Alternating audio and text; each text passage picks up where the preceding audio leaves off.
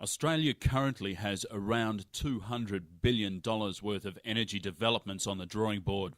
However, cost pressures are pushing the upper limits of budgets, and analysts say further increases may bring the viability of projects into question. Despite Australia being in a very fortuitous position from a reserves perspective and also being effectively on the doorstep of the major Asian markets, the real challenge for Australia is to manage the cost of development, because Australia is a very expensive place to operate in. Despite that expense, major energy companies are still willing to invest in Australia's petroleum resources.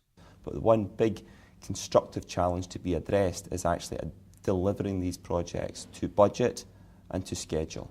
Delivering to budget, Mr McMahon says, is particularly challenging given the scale of the projects. It is still a finite market, and there is a lot of competition from elsewhere in the world for, to access those most lucrative Pacific Basin LNG markets.